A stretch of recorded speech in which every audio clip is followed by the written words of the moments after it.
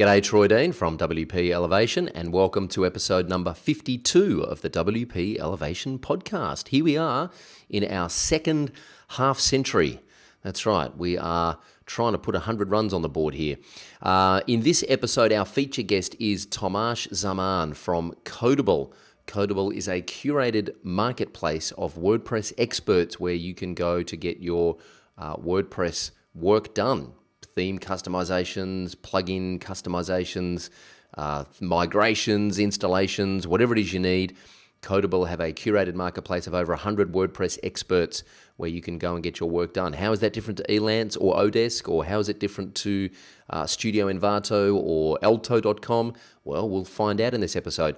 We're also going to learn from Tomaz about how to write a good brief for a WordPress developer. So if you're using some of your buddies to help you with some work, if you're at capacity and you've got some overflow, or you are outsourcing to Elance or Odesk, or you're outsourcing to Codeable, in fact, or anyone else, or if you're just hiring the guy in the next office, how do you write a good brief for a WordPress developer?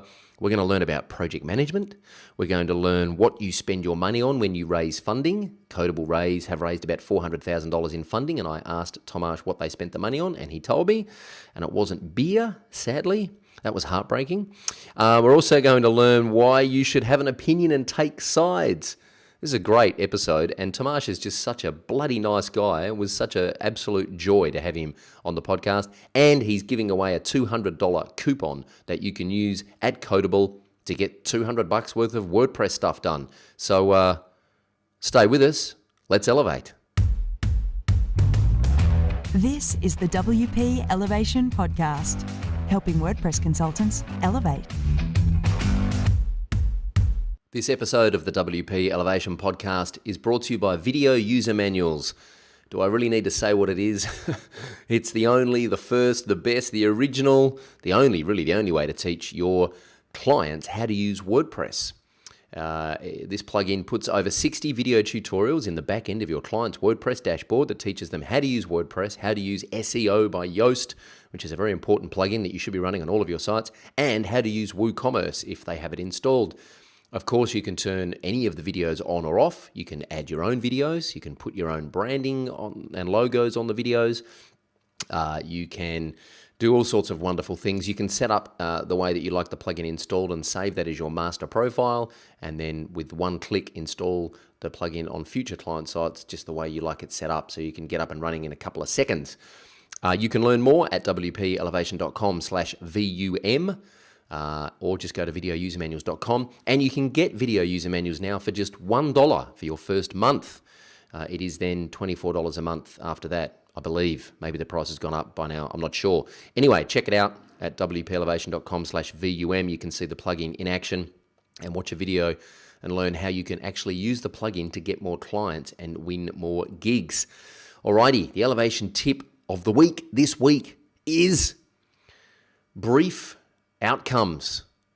What does that mean? Well, it doesn't mean short outcomes. It means when you're briefing any kind of creative, whether they're a designer or a developer or a copywriter or a photographer, when you're briefing them about a particular project, make sure you outline the outcome that you and the client are expecting, and really paint that picture in as much detail as you possibly can so that they understand how what it is they're doing fits into the overall strategy. Yeah.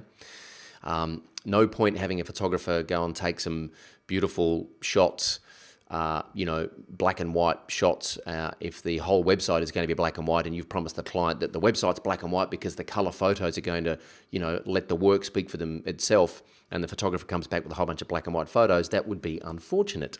So it's really important to make sure that everyone involved in the project understands the outcome that you are all working towards. So that is my tip of the week this week. We're learning more about briefing people and how to write a brief for a WordPress developer, particularly when we speak with Tomaz Zaman from Codeable in this week's episode. Tomaz was a freelancer and then set up Codeable as a way of it started out, I believe, as a way of helping Woo themes with their paid support. So a lot of the people who are on the back end of Codeable are not so much hardcore developers, they're theme customizers, theme implementers. They can take a Woo theme and customize it for you. So, hey, if that's you, you might want to get in touch with Codeable and see if you can pick up some work through them. If you're a WordPress consultant and you need developers and integrators and customizers on the back end to help you deliver work, then Codeable might be a place where you can go and get some help so that you can start to scale your business. How are they different from any other marketplace like Elto or Studio Envato or Elance or Odesk? Well, that's exactly what I asked Tomaz, and he was extremely open and transparent in his answers. We talk about burnout and melting down and the effects that has on your personal life. We talk about raising money. We talk about the challenges of being an entrepreneur. He's one of the most open, transparent guys I've had on the podcast, and I really enjoyed interviewing him. I hope you do as well. He's also giving away, I hope you enjoy the interview as much as you know what I mean. He's also giving away a $200 coupon to use at Codeable, so you can get $200 worth of stuff done. That'd be a great way to take them for a test drive. If I won that, I would use it to take Codeable as a test drive and try and find a couple of developers there who I can form a good relationship with moving forward. So stick around for details on how you can enter that competition a little bit later on. Without further ado, hey, let's go and meet Tomaz Zaman. G'day, Troy Dean here from WP Elevation, and I'm very pleased to have with me Tomaz Zaman from Codeable. Hey, Tomaz, how are you? Hey, Troy. I'm great, thank you. Now, I'm very well. I forgot to ask you before we started shooting here, whereabouts are you in the world right now? I'm currently located in Slovenia, which is where I'm from, and I'm near the Hungarian-Croatian border, kind of. Ah, cool. So for those that don't know, we're going to talk more about Codeable in a moment, but essentially you guys are a kind of a curated marketplace of developers to get WordPress work done. Is that right? Yeah, that's correct. Okay. And you're a remote team? Do you guys all work in the same office, or are you scattered around? No, we're scattered around actually because in Slovenia, it's very hard to find good developers. I mean, good developers are easy to find. They just got jobs. Yeah. And since I live in quite a remote part of the country, it was really hard to find pretty much any developer around here. So I figured, why don't I just look abroad for them? And I had great success. So we're kind of remote. We have a developer in Zurich, Switzerland. My co-founder and partner is from Denmark, Copenhagen. And then we have two other Slovenians that are from, other parts of Slovenia. So basically it's at least hour and a half drive to the first Codeable team member. Cool. Yeah. Awesome. All right, we're going to talk more about Codeable and WordPress stuff as this interview rolls out. But before we do that, quick competition announcement. Tomaz has very kindly sponsored a $200 coupon for Codeable, which means you can get $200 worth of WordPress stuff done by the great team there at Codeable. So stick around for details on how you can enter that competition a little bit later on. Before we start talking about WordPress and Codeable and curated marketplaces, Tomaz, when you were a kid, what did you want to be when you grew up? Well, I think this is a pretty generic answer, but I wanted to be a pilot. Yeah, cool. I mean, truth be told, I still do. So I did kind of grow out of that. I am actually planning to take my license next year, probably. So that dream is yet to come true, I guess. Right. So you're still working towards that dream of being a pilot at some point, flying planes, yeah? Yes. Wow. Yes. I mean, not professionally, but as a hobby, certainly. Sure. Awesome. Yeah. When did you discover the internet in all its glory and decide that this was somewhere you were going to spend a lot of time? Well, truth be told, as a kid, I used to spend a lot of time gaming. Well, and even not as a kid anymore. So basically I just, grew tired. I had a team. Well, we were a group of guys playing Counter-Strike. So we went to competitions and whatnot, but I just grew tired of it. I knew there's more to computers and I was, kind of interested, but never got the right push. But then one day in college, one of my mates actually said, "Listen, I know you're around computers all the time. Why don't you try, copy this page for me in Photoshop?" So, I just downloaded Photoshop. I visited some, tutorial pages and went through them and made a copy for him. and he was pleased. I got some money. I mean, it wasn't nothing big, but just something, but it's how I got started, but Wow. later on, I mean, not that far later, I kind of discovered that I'm more interested in, the underlying foundation of how it works. So I quickly went from Photoshop to, learning HTML, CSS, and then even, PHP. And now I'm also, in Codeable, at Codeable, I'm responsible for server management. So I, Right. moved backwards in technology stack, so to speak. Right. From the front end to the back end, literally. Yep. Do you remember the first time you saw the WordPress dashboard? Yeah, I do remember. However, I dismissed it really fast. Not because I wouldn't want to use it. It's because my very first real website that I made for relatively good money was for our university, and it's still live, and it's not in WordPress, because they demanded, it was their only requirement was to use a CMS called Typo 3, which is very popular in enterprise in Europe. So I kind of always use that. I did evaluate WordPress at the same time, pretty much. Well, I evaluated like 30 of them, but yeah, I had to go with Typo 3, so that was my CMS of choice. So it wasn't until, when we started with Codeable that I kind of picked up WordPress a bit more. I'm still no professional, truth be told. I manage around. Luckily, I founded a startup that has tons of good developers, so they always jump in to help me. But I mean, professionally, I don't consider myself, WordPress developer. Sure. And that's okay, neither do I. I consider myself a WordPress professional, but not a professional WordPress developer. Yeah. How do you describe what you do in one sentence? When someone meets you for the first time and they ask you what you do, what's your elevator pitch?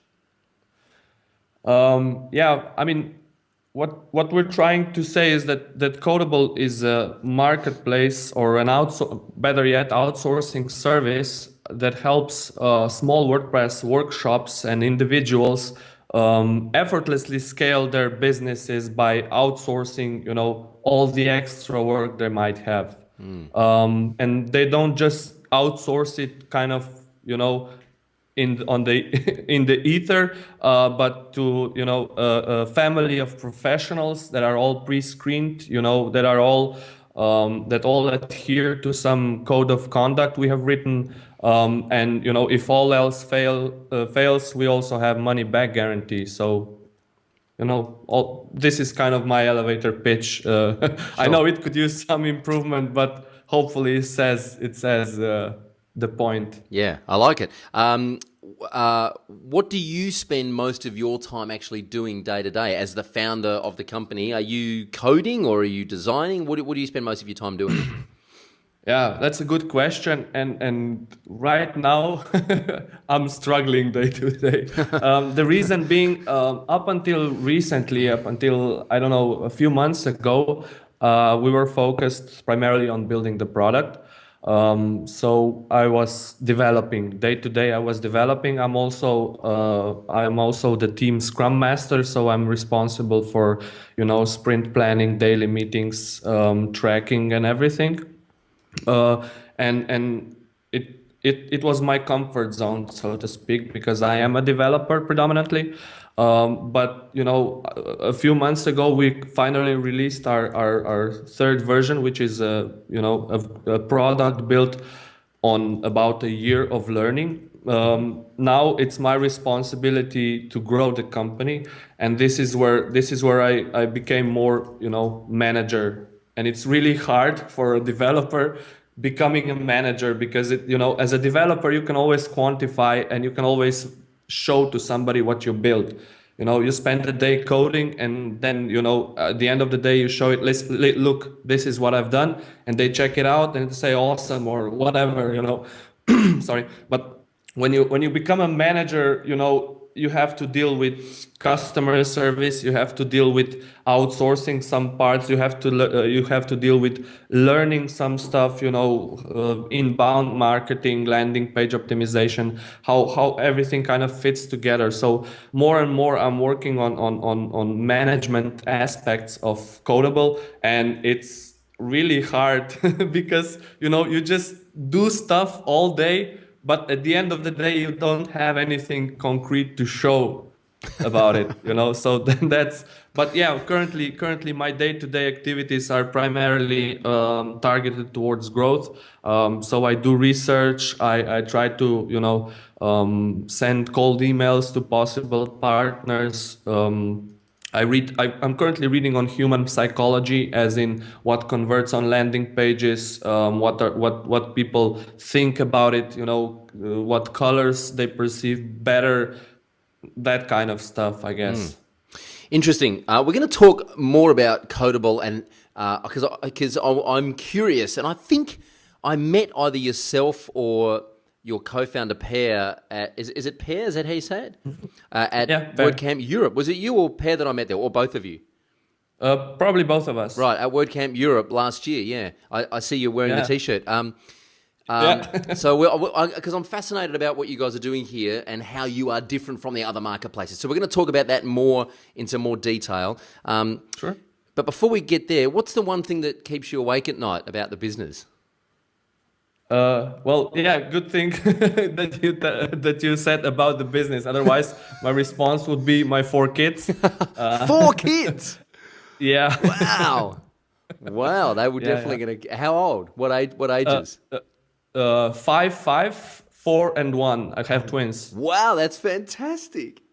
Yeah. Right. So, are you just constantly in a state of sleep deprivation? Actually, no. Truth be told, I sleep quite well. Right. Which is it took some time, and it took a burnout period to master that. A few years ago, I was as I was a kind of struggling freelancer, I would work pretty much all the time. And then I got kids, and I would still work all the time, and it just drove me into this burnout phase, and it's horrible for a developer. For I would say a productive developer, it's downright hell to be in this burnout mode, because you sit behind a computer, you try to work, you don't get anything done, you feel bad about it, and then it starts this vicious circle of unproductivity and feeling guilty about it. So that's when I kind of drew the line, when I got kind of back in the zone, which took about 4 or 5 months actually. Then I drew the line and I said, my health and well-being are the most important. I mean, if I'm not healthy and well, I can't provide for my family, I can't run a business. So that's when I decided not to work all the time, and that's when I decided it's time to have a hobby, to go out, to do fun stuff. So Yeah. it's now it's more about a balance of activities. It's about working and even being out, spending time with kids, with my wife. So yeah. But if I go back to your question about what keeps me up awake, I would say right now it's one problem that we're trying to solve, and that problem is being profitable. Codeable is not profitable yet. We have had about $400,000 of venture capital invested in Codeable in 2 rounds, and we are running out of money slowly but surely. But luckily, we are also growing fast enough that it will kind of, just meet the lines where we run out of money and become profitable or earn enough. Will just barely meet. So this is currently keeping me awake at night. So we expect it to happen sometime in December or January, according to our past and current growth. So this is keeping me awake at night in business sense. Wow. Yeah. I want to talk a little bit more about raising funding in a moment. And I think you've answered my next question, which is what do you do when you're not working? So, because I think it's a very important lesson that you touch on there is the whole getting balance in your life and not burning out. What happened for you when you burnt out? Like, when did you know that you were working too hard? I don't know. It just felt, it just started. Well, it was connected to my father passing. He had cancer, and that's, in that kind of moment of grief, everything just fell down and came together. It was a pretty rough period for me, that event alone, and then combine that with being really, really, really tired. It just I just collapsed, And Yeah. how did you pick yourself up? Because I imagine a lot of people would go through that and say, well, you know what, I'm just going to go and get a job and work from 9 to 5 and get my pay and go home and then switch off when I'm home. But you went back into business. Like, how did you make that decision to go back into business and to pick yourself up and dust yourself off and find the strength to do something again?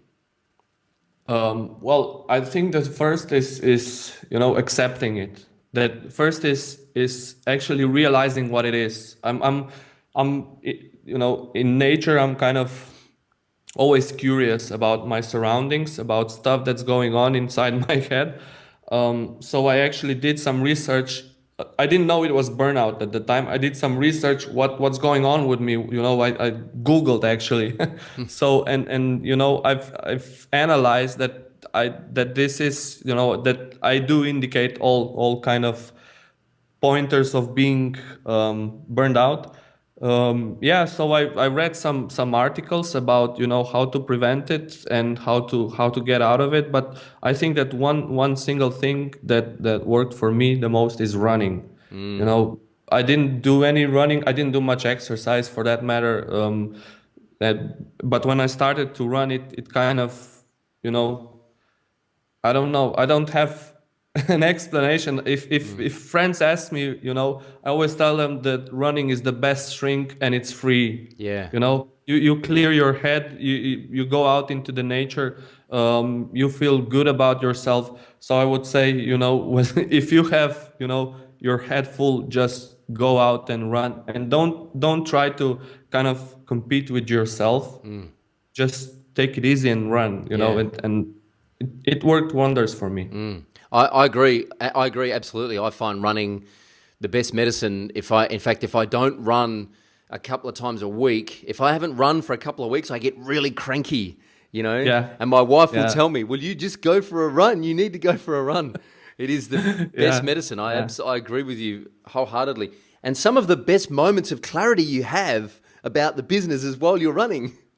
Exactly. And when you run, actually, then throughout the day, you feel bad about eating junk food, Yeah. right? Oh yeah. And so if you start running, every aspect of your life kind of, gets better as well as a consequence. Yeah, definitely.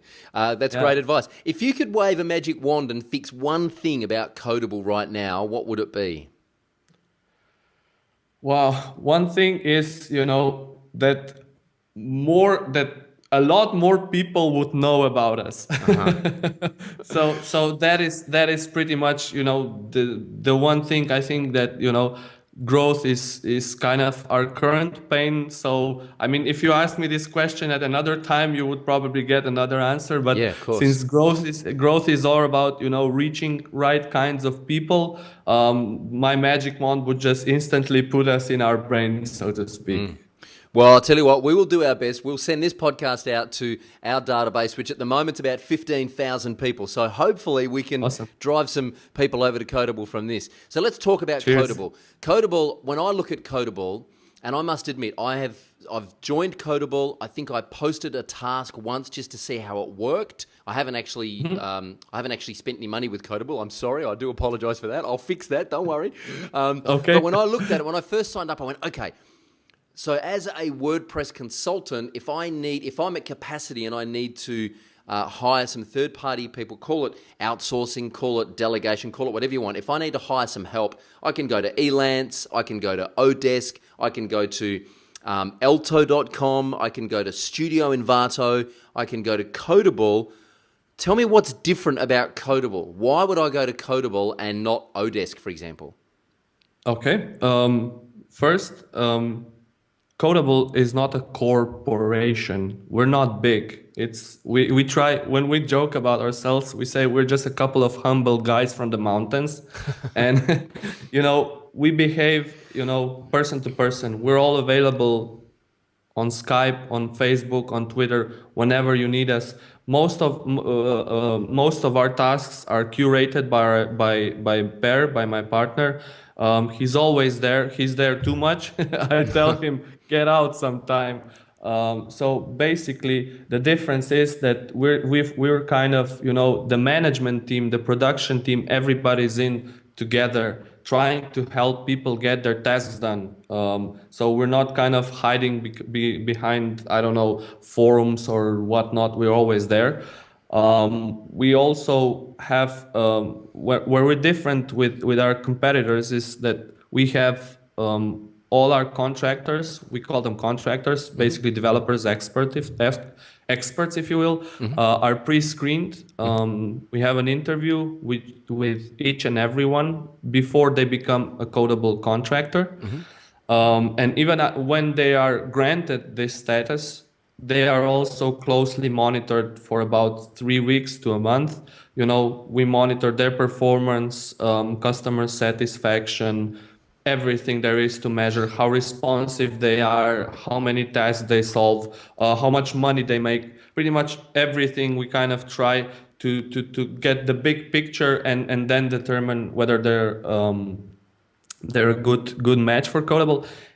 And even if they are, but it later on turns out that they become, I don't know, too busy to work on Codeable, or that some clients were disappointed and the trend is increasing with them, we kick them out. We have absolutely no problem kicking a contractor out of Codeable, and we don't even have a problem with kicking a client out for that matter, because we have clear set of guidelines on how to behave, because I think the communication is the foundation of any relationship that includes business relationships. So yeah, we are a curated marketplace. So basically we monitor behavior so that the level of communication and the level of services is top.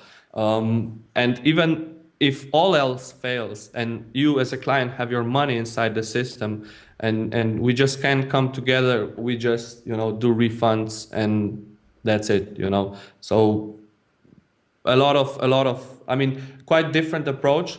Also one difference, which is more behind, I mean, internal difference is that we kind of have our margins lower than some of our competitors, at the expense of our developers earning more money. We Right. want them to earn a lot of money, because if you have a happy developer, if you have a developer that makes a lot of money, then he's happy to provide more services, then he's happy to provide better services, then he's not stressed, and he communicates stuff better. So our core philosophy is that our developers need to be super happy, because if they're super happy, then they will produce, so to speak, super happy clients, right? Sure. And we will all benefit. They will benefit, clients will benefit, and we as a company, Codeable, will benefit from it. So the first pretty much guideline they have is always set estimates to at least $50 per hour. That is a median price. I'm well aware that in some Eastern countries, it's easier to find developers for half that price, which is okay. We have money back guarantees. We have other mechanisms in place. So I think it's well worth the money. And our clients kind of confirm that, because we have 60+% of repeat clients. So more than 60% of the clients always come back for more and more and more. So yeah, that's what we're kind of different to our competitors. Okay, so a couple of questions. If I'm, here's one of the biggest problems I see with from my own experience and a whole bunch of WordPress developers and consultants and users and theme integrators or whatever you want to call them. When I'm posting a task on Codeable, tell me, what's the best way to write a brief? What is the best way to explain exactly what it is I want? Yeah. Well, I actually don't have a kind of 100% correct answer on that, because it's more art than science, actually, because it's always, a balance you're after. So if your brief is too vague, then, nobody reads it because it's just not understandable to our developers. If it's too specific, then it's not okay either, because it usually indicates a client that will usually be, either a scope creeper or never happy, because they know kind of too much and they just insist that every small bit is, done according to their wishes. So it's a never-ending story. So I would say somewhere in between, that in general it should kind of outline what you want, what part of your WordPress system needs work on. But most importantly, I think you need to describe the result you're expecting. Because the result is the most important, and it's easier to get them. I mean, if you kind of outline the problem, it's harder for them to understand. Whereas if you tell what the result is, they will kind of, start working on the solution right away, I think. So yeah, and also when you post a task on Codeable, it's very important that you give it to that you give some thought to the budget you have for this task, because sometimes that's more important, or I would say the most important is how your budget is related to what you have written in the brief, right? So basically, if you write that you need, a spaceship but have a budget of $100, then that, nobody will pick it up, because they'll understand that you don't understand it. And yeah, sometimes they don't bother replying on it. While we are working on mechanisms that will kind of enforce feedback, constructive feedback. It's usually easier for them to pick up tasks with better briefs. So some of the tasks unfortunately go ignored because of that. But since we look at each and every one, we also try to find somebody to do those. We informed the client that they were not that interested, so we'll pick it up and we'll try to promote the task among our most active ones. At least try to get the directions or some feedback or whatever. So what's the typical type of task that people are using Codeable for? Is it, hey, I need a new website, install WordPress, I've got a Genesis theme, set this up, plug it all in? Or is it, hey, I've got this website, I need to set up a sign-up form and connect it to MailChimp? Is it that kind of granular? Yeah. Mostly it's the latter, because we're trying to focus on small customizations, primarily theme and plugin customizations. Well, we always had, in a sense, because I reached out to WooThemes maybe a year before we even launched Codeable, while we were doing market analysis and whatnot. So I asked them, in what degree do they need to support their teams? Do they have any paid support?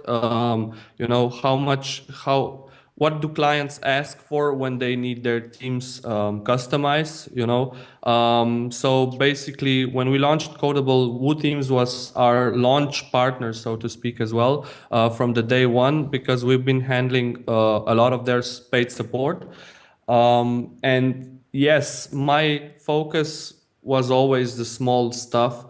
Even if you have our kind of instructions, even on Codeable, they say that if you have a big task, if you need a full website, break it down to smaller pieces. Because I used to be a freelancer on Elance, so I'm Codeable is the result of all my experience there, basically. So the one problem I had there is, that bigger projects are usually more loosely defined, and then developer just takes the most essential pieces and it works for them, whereas the client expects much more. So that's why we actually prefer and encourage that clients break down tasks into smaller chunks. Because they can easily describe them, and B, because the developers understand the brief, and C, because there's less chance of disputes. We don't see many disputes just because, if you have a task in worth about $200-300, it's not the end of the world if something goes wrong. Whereas if you have a task worth 3K, then we have a problem. So yes, we predominantly see tasks that are related to theme development or theme customization. Basically, people buy themes on range of stores online, and they need somebody to either modify some plugins to be compatible, or change some CSS, or just do some maintenance on them. Yeah. So our average task size is actually between $200 and $300. That was my next question, actually. That's our most common task size, and we also do a lot of WooCommerce customization, in terms of, I don't know, different checkout behavior, maybe additional fields, that kind of stuff. Okay. How do you employ your contractors? Do you put them through some kind of testing phase before you employ them? Like, do you use testforgeeks.com or one of those, just assess their basic HTML, CSS, PHP stuff? Or how do you know that they're going to be up for the job? Basically, it's, I would say it's all about gut feeling. We have an interview with them. Each and every applicant, gets an hour to talk with us. Well, to talk with Per. He's doing that. It's just, talking about who you are, what your experience is. Basically, just because, as I said earlier, we are all experts when it comes to development. I believe there's a lot of great guys out there in terms of developing for WordPress. They're awesome. They're all awesome, but expertise, knowledge is not the problem. Communication is. Even in when we encounter disputes on Codeable, it's rarely about the solution. It's either the cultural difference, or the contractor being late and not being too responsive, and failed to explain it to the client. They had like family emergency, so it all comes down to gut feeling, seeing whether I can communicate to that person successfully enough. I mean, we rarely, if at all, look at their code, because if they apply, they usually can code. Well, they always can code. The code is not a problem. So we, of course, we check their portfolio, but if you speak to a guy from, I don't know, me being Slovenian, speaking to somebody from US, it's hard to tell whether that's actually their code. So as I said, it comes down to communication, and if they can communicate properly, then we invite them for a trial period of 3 weeks or so, and after that we monitor them, and that's kind of the process we're taking. So we see, I mean, if Per has problems sometimes that he's really, enthusiastic about one thing about a certain developer, but not sure about the other, then he calls me and I conduct an interview. So basically it's all about the connection we feel towards our contractors, because we feel it's really important to build a community. So we even organized Google Hangouts with them. We have a separate HIP chat room to speak to them. They can reach to us anytime. They can reach to one another, because what we're trying to emphasize kind of is that we're a family, not a competition. So our developers are actually helping each other land their tasks, because we artificially hold the balance between supply and demand. So we have a certain amount of developers in, and with increasing tasks being posted, then we invite more developers in. So the purpose is that they don't compete with one another. If they lose the task, they'll win one another in 2 hours. It's no problem. Yeah. If they want to work, they can work. That's the whole deal. That it's just enough work for everybody, and everybody's happy, because this is how we kind of solve chicken and egg problem, which most two-sided marketplaces have. Because if we would have too much developers, then they would gradually leave. But if we had too few of them, then clients would leave because nobody would tend their tasks. Yeah. Right. So this is how we kind of solve this issue. It's a delicate balancing act. Where did you learn project management? Yeah. Well, we actually hired somebody, actually a colleague of mine. I personally really sucked at it last year. I mean, we had with Pear, we only had one big dispute, one really big argument. But we kind of, after 2 days of radio silence, we kind of called each other, listen, we have a problem and we have to solve it. And the problem is, I knew nothing about project management, right? I was just a developer, and at that time there were only 3 of us, and the other developer, he's also in love with coding, but doesn't do much of the rest in terms of the project management. And Per is the CEO, but he's not technical enough to run, to oversee the product itself, because he's a non-technical founder. And we were getting nowhere. When will this be built? Well, I don't know. Leave me alone. You don't know. It's like small stuff, but it eventually led to this big argument. And we asked one of our angel investors, listen, we have a problem which we need to solve. What do we do? And he said, clearly you have a problem in project management. And he recommended somebody I know. And actually it's this person, he's a certified agile scrum. I don't know what even the term is. Basically we had a whole day, Per flew over, and we had a whole day workshop of scrum, of agile, of best practices. And this is how we got started, and our productivity just went out of the roof. It was like night and day. So this is how I learned. Basically that workshop kind of just gave me the tip of the iceberg, but as I said, I'm pretty curious, so I would always dig deeper. And I think that today we have a pretty good mechanism in place to get stuff done, to get stuff properly written down, to get stuff properly communicated, the whole lot. Awesome. Surrounding yourself with other experts and bringing consultants in is always a smart idea. Yeah. Now, how did you learn about the whole startup thing? Because you talk about things like product to market fit. You talk about testing things with Woo themes and doing that market research before you launch. How did you learn the kind of startup methodology? Like, how did you know what to do? Why didn't you just throw up a website called Codeable.io and put up a landing page and start, advertising? How did you know what to do first?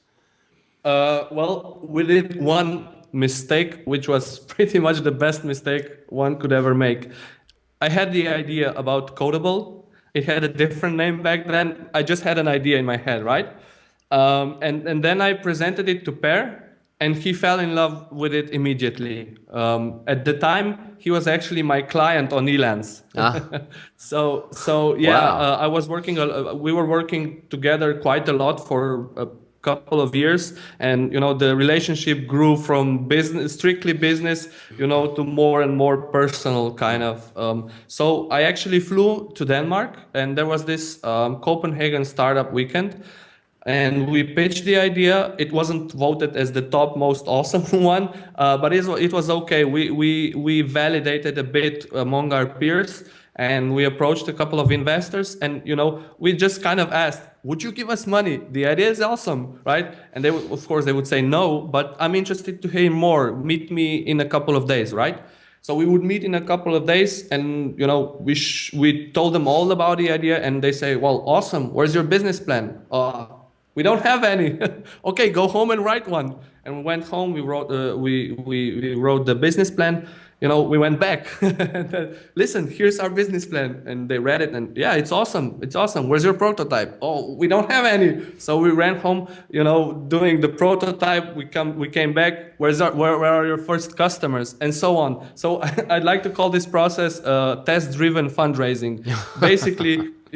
We started fundraising with only idea in our heads, and our investors would always kind of ask the right questions, to which we didn't have answers at the time. But the peak was when one of our angel investors invited me to attend his startup school, which was basically 6 days of workshops. That was December 2012. And it was awesome. They brought in different startup CEOs or people that work with startups. And what they succeeded at is that they brought people that were kind of no bullshit people. Not because one thing that startup world is missing a bit is a reality check. It's all very nice, very friendly, very positive, which is great, but I know myself, and as a founder, I would sometimes need a slap. Yeah. So and these guys that were teaching us about startups were exactly those kind of guys, just straight honest. Listen, this is the purpose, this is what you'll do, this is why you should do it. No romanticizing around it, basically. Yeah. And how did you know that there were things like Tweaky back then, who are now Alto.com, and hey, big shout out to Ned Dwyer, who's a good buddy of mine and fellow Australian. There are things like Studio Invato, which I think was Microlancer originally. How did you decide, okay, well, there is some competition in this space, but we can do something different and we can do something that is viable? Like, didn't you just look at the competition and go, well, I can't compete with them, I'm going to, try something else? Yes. This is, I would say, where the power of community comes in. We're trying really hard, and we're also proud of it, that we're trying to fit into WordPress community. It's an awesome community. I've been to quite a few events now, and it's always, good spirit, friendly people. So I think if we leverage the power of the community, this is our kind of competitive advantage. We often look at the websites and what our competitors do. So yeah, I've been following Tweaky, of course, and now Alto. I see Odesk, I see Lens. Of course, in today's world, you need to be aware of your competition. But this is where we kind of set apart. We focused on a very narrow niche, so to speak. I mean, narrow in some aspects, which is WordPress. So what we're trying to become is the WordPress place to get your stuff done, right? Whereas what we see with our competitors is they try to focus, more broadly. So this is our kind of competitive advantage, I think, apart from stuff I explained earlier, so money back guarantee, pre-screen developers, and whatnot. It's funny when Tweaky first started and Microlancer, I think to a lesser degree, it was a service as a service business. Yeah, so they were offering development services essentially. They've both very quickly reiterated, and it's kind of weird. They've now productized their services. So when instead of writing a brief, you now get to choose from a whole bunch of different products that they have. So, convert a Photoshop file into a MailChimp template, or, convert this landing page into a WordPress theme, or whatever it is. And they've kind of moved away from the service as a service, and they've moved back towards the kind of productizing the service as a service, which I don't even know how to explain that or what the acronym is, but it would be a very long acronym: product as a service business. It's like a PaySaaS business model. Anyway, my question is, do you have any plans, or have you thought about, because this goes back to my previous question about writing a brief. I actually think the biggest problem, and this is why I think that the WordPress consultant is the most valuable person in the whole WordPress ecosystem. Someone who can sit between what the client wants and can communicate that to a developer. Do you think that there's room, or have you thought about productizing your most common tasks that you get into a, hey, is this what you need? Here's a picture of the result. This is what it's called. This is usually what it costs. Bang, push that, and that kind of pre-fills in a brief for the client. Yes, we actually have thought about it, but we kind of decided, at least not yet, to do it, because what we've seen so far is that people value human touch, if I say this in a romantic way. So basically, people come to us, and it's not just, one click, all automated, buy, bam. It's about, listen, guys, I have this concern. Can you help me? And then somebody will reply, of course we can. This is what should be done. It's about communications. It's about, being welcomed. So it's about, as your PaySaaS solution is interacting with a website, with a computer, essentially, whereas Codeable, you're interacting with people. Yeah. And as our numbers tell us, people actually like, interacting with people, not computers. So this is why we decided not to go. We may revisit this option sometime in the future. But right now it's just okay as it is. So no, for now it's a no, basically. And what you do have is you have this you have a consulting gig, yeah. Whereas, so if I don't know exactly how to write my brief, I can pay $59 and get one of your consultants on the line to help me write the brief, yeah. Exactly. And sometimes the tasks are small enough that in that hour they can just do it, and right. It's done, All right. Cool. Yeah. Okay. Awesome. Hey, I'm interested, and I don't know if you can tell me this, but when you raise money as a startup, what do you spend the money on? Like, what is it? I mean, I don't need to know details, but what does the money do? How does it help a startup? Does it just keep you guys from starving to death while you're trying to build the business, or do you spend it on sponsoring events, or do you put groovy craft beers in the fridge for after work? What do you actually spend funding on? No, we actually, the majority is spent on wages, right. On salaries. That is 90% of that goes to our so we can live. Yeah. So we can put the food on the table, and the rest is basically infrastructure, services that we use, that kind of stuff. So the majority is that we survive. I did make a mistake, actually, in the early days when there was just 3 of us. Now it's 5 guys. I kind of, went, let's do everything, just us 3, let's do everything together and save money to have a longer runway. But it turned out to be a bad decision. Luckily I realized it soon enough. So we just hired two more developers when I realized that, which was at the beginning of this year. And that is additional expenses, but it's also, a lot of stuff that you can kind of delegate. Now I don't need to do AdWords anymore, for example. I don't need to do Rails development because Codeable is built with Rails in the background, in the backend, and so you can delegate a lot of stuff to other guys. So it kind of frees you up to think about company, to growth, bigger picture again. So it's always a balance. You shouldn't spend too much, I guess, but spending next to nothing is also not okay. So it's about finding your balance. Yeah, so this is how our money is spent basically, and we're also increasingly spending more on AdWords because at the end of the day it's paid acquisition that equals to growth almost. So how do you become an AdWords specialist? Like, did you just hire a third-party expert to go, right, here's our AdWords account, knock yourself out, or did you actually go through that learning yourself? We actually hired somebody that we knew personally. Yep. And he actually works for another company. He would help us in his spare time.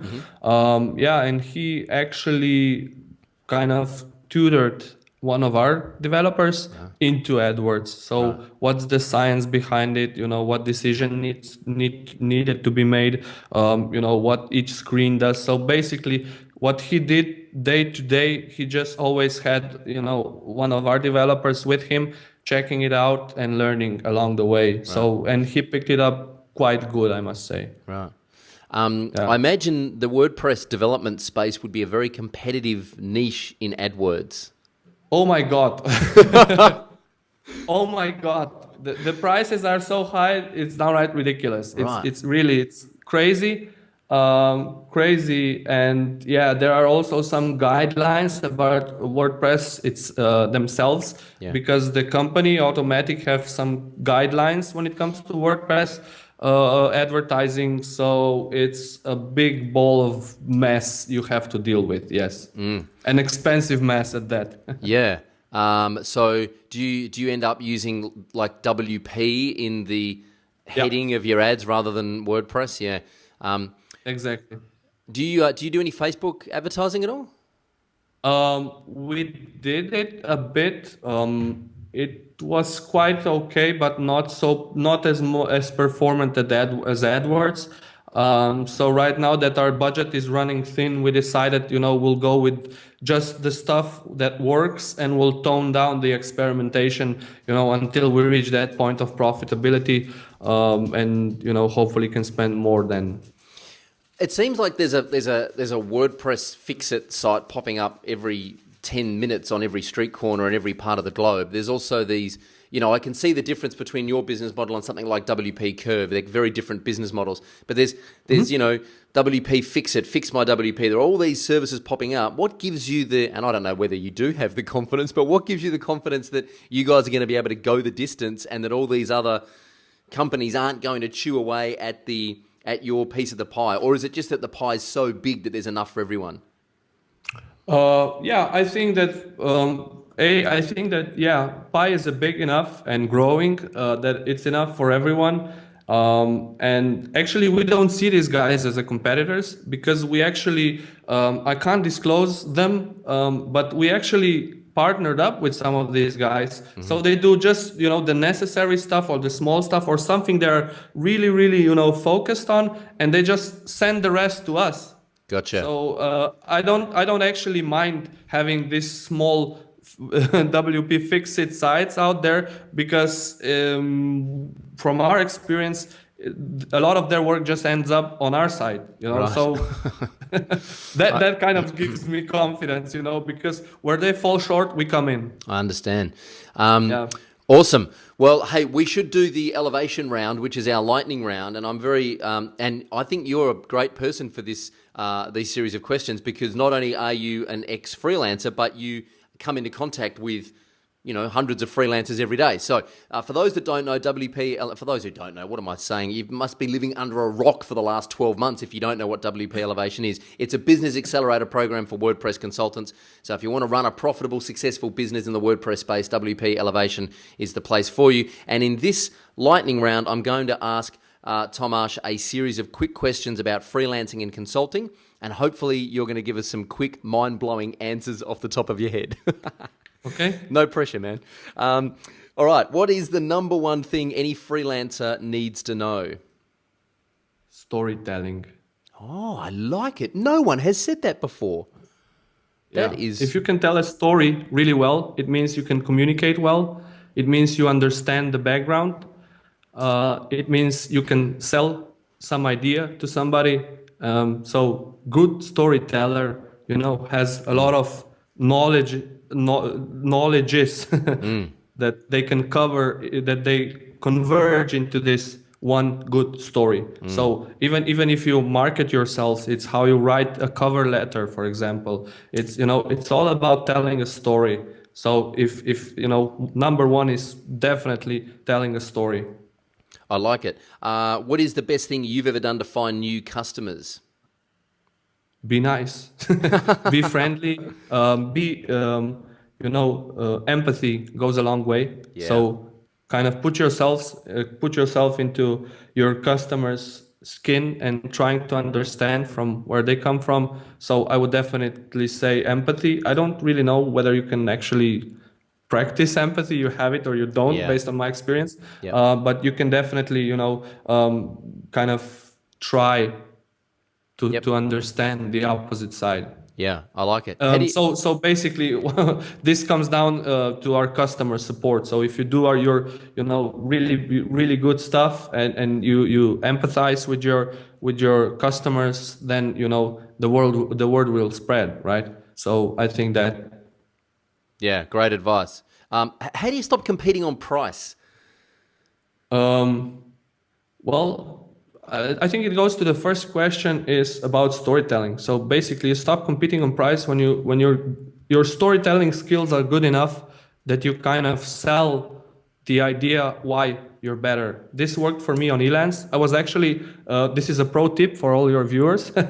I was actually the most expensive consultant on Elance in my segment. Wow. I would always go above the price. Wow. I would check out and always be the most expensive one. And then in the cover letter, I really put a lot of effort in the cover letters. I told a story about why am I the best candidate, that I perfectly agree with them that I'm the most expensive, but with that money, they will also get top quality, milestones being met, and, kind of sold myself.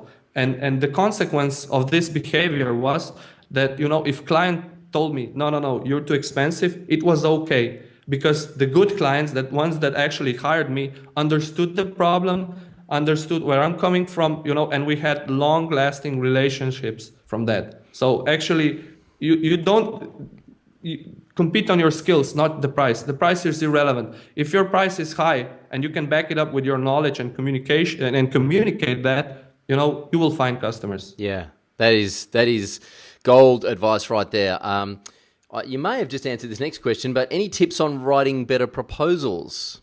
Yeah, understand the problem that your customer has. Really understand it. Take your time to understand it. Take your time to do some research on it, so that when you write a good cover letter for the proposal, it should include, great analysis. I mean, in my experience, this always yielded best results, because the client would always, see that you really put a lot of effort in, and that you're more likely to understand what the issue at hand is, and thus giving you a greater success in landing the gig. And the second is, of course, it goes back to the first question again. So telling a story. So also this proposal needs to have a form.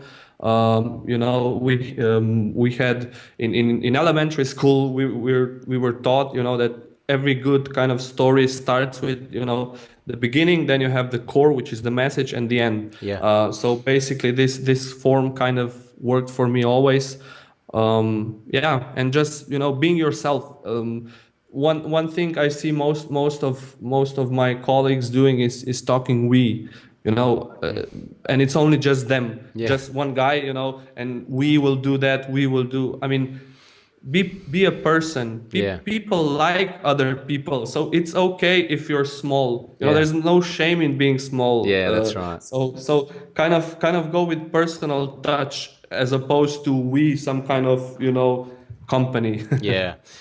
People, one of the things I've learned about proposals over the years is that the reason that proposals don't get accepted is because people don't understand what it is you're proposing.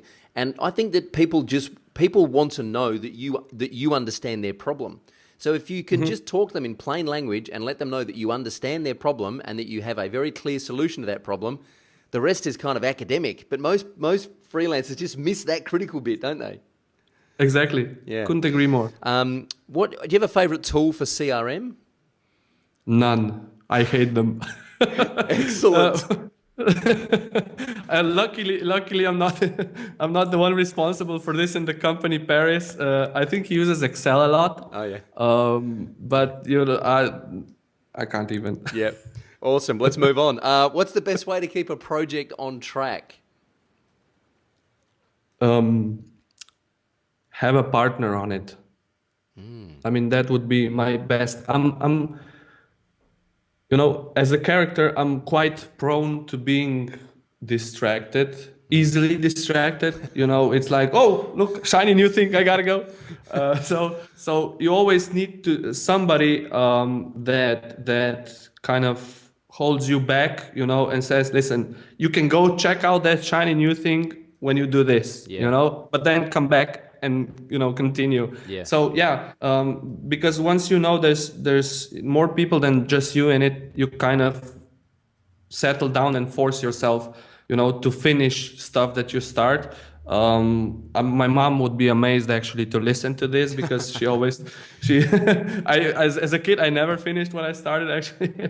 And I would say that family helps too.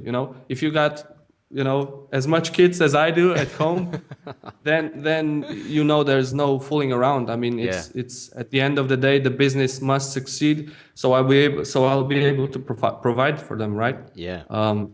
That's a pretty big motivator, isn't it? Yeah, the biggest.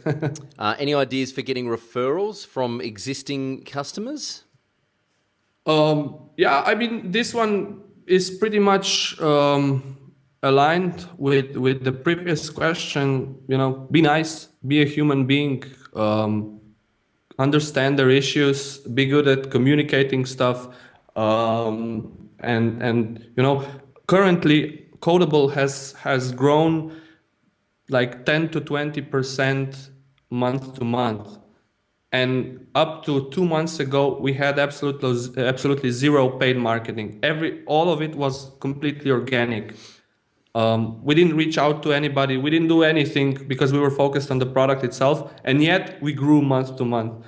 And I think this goes to say that the cause of it was because we were good at customer service, because we were maintaining these connections and being nice.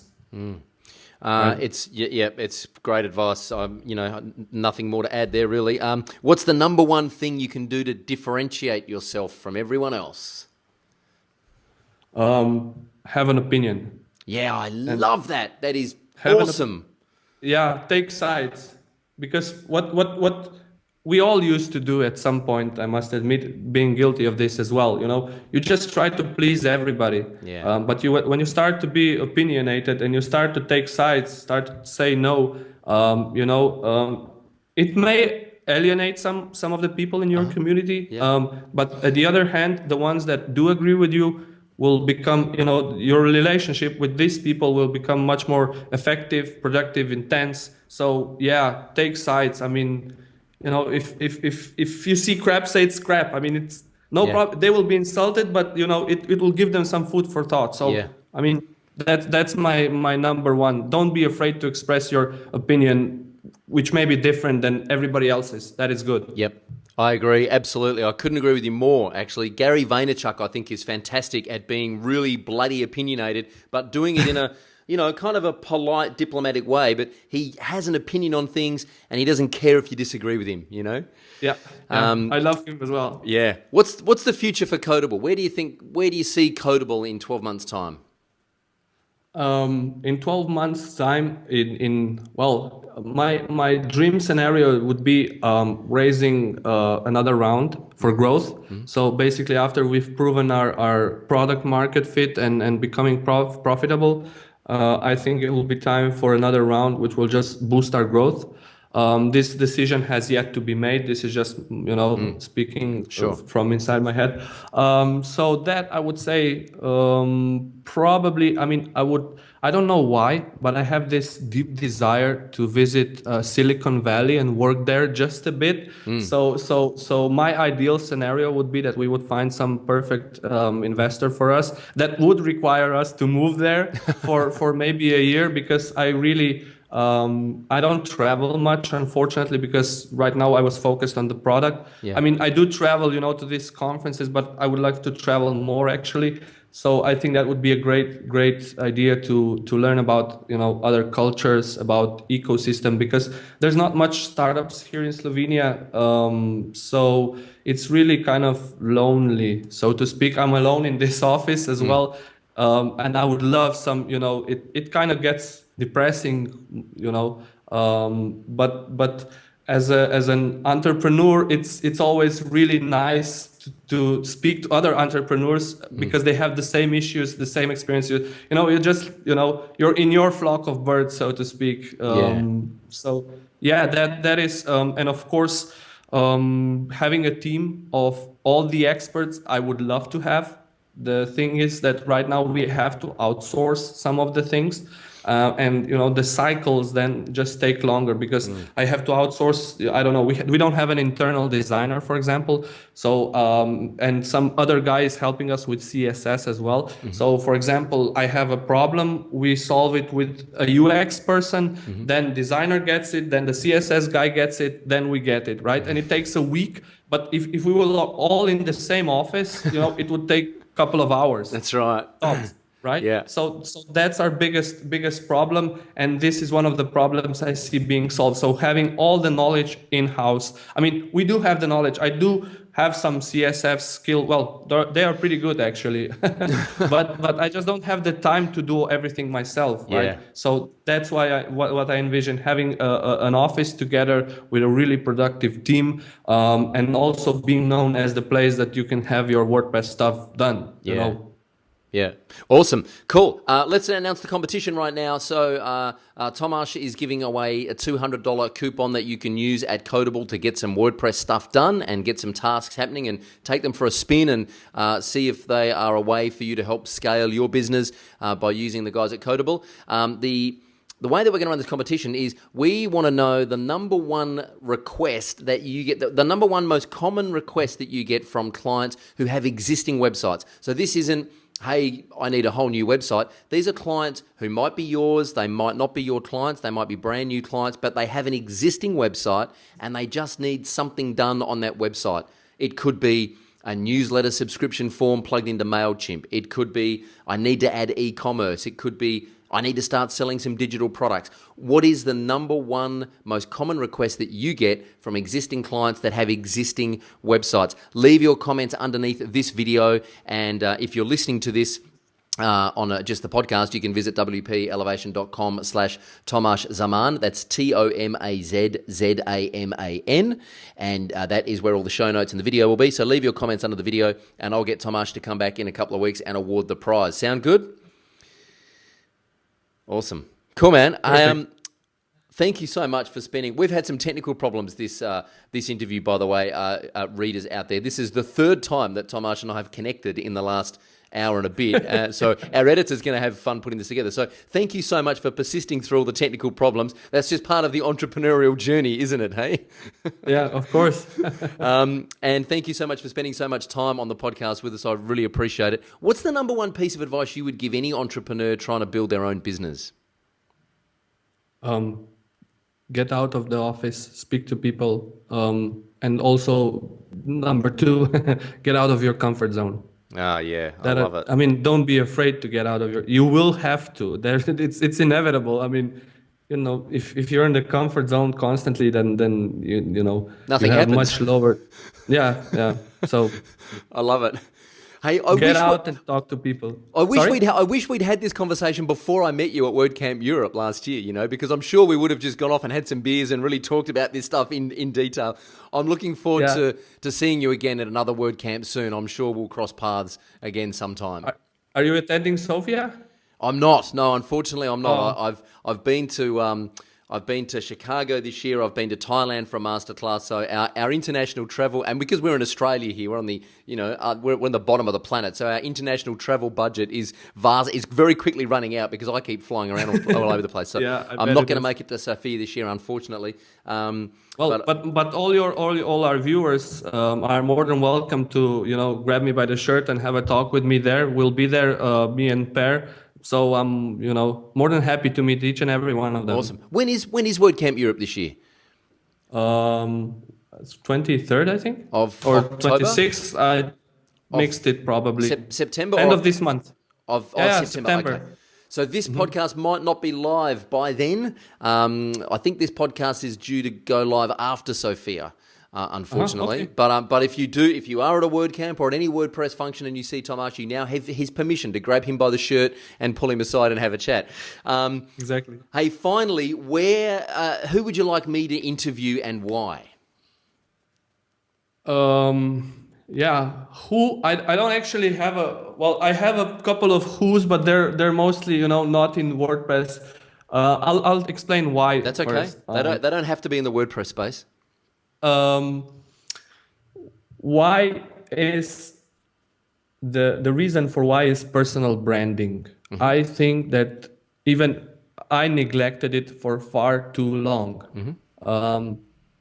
Personal branding is super important for pretty much everybody. I see some guys, on Twitter, on Facebook that are constantly active, and have plenty of work. I mean, some of them are even not that good in terms of, professional, what they do. They're just good at personal branding. So I would love to hear from a guy that, hear his thoughts and whatnot about that topic. So personal branding, and the one person that I follow obviously online is AD from ex Woo Teams. I mean, for him X. Yep. So AD is number one choice because I really think he's number one when it comes to personal branding. People just know who he is. WordPress ecosystem knows him, and it's not just because of Woo Teams.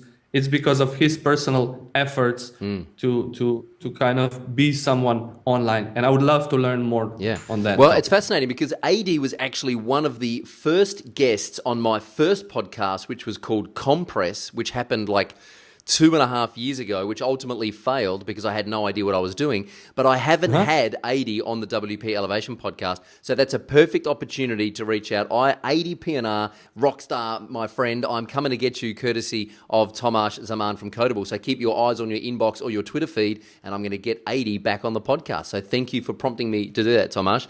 You're more than welcome. Hey, man, I really appreciate all the time you've given us here. I'm going to let you go now. But I really look forward to keeping in touch and seeing how Codeable evolves over the next 12 months or so. And feel free, please keep in touch and let's keep this conversation going. Troy, thank you very much. I feel humble and honored that you decided to invite me. You've also given me perfect excuse to buy a new microphone, which is just, even the cherry on top. Thank you, and I urge your viewers, if they need anything, not necessarily on Codeable, they can reach out to me on Twitter, on Facebook, on Skype. I'm available whenever, wherever. Beautiful. I'll put all those links in the show notes under the video. So thank you, man. Take care. Thank you.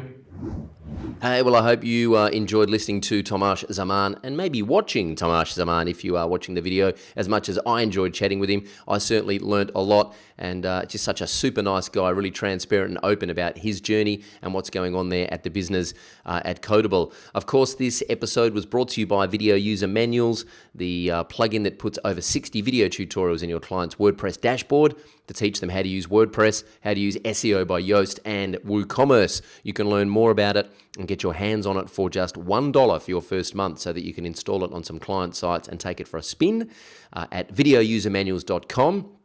Or wpelevation.com/VUM. See a video of the plugin in action and learn how the plugin can help you get more clients. Of course, it comes with a 60-day money-back guarantee too, so you got nothing to lose.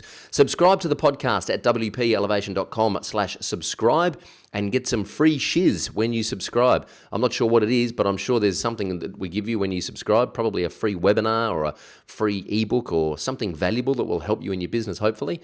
And of course, all the show notes for this episode will be at wpelevation.com/Tomaz Zaman. Let me spell that for you. TOMAZ-ZAMAN. No hyphens, no spaces, and no weird underscores. So wpelevation.com/Tomaz Zaman is where you can find all the links and all the stuff we spoke about in this episode.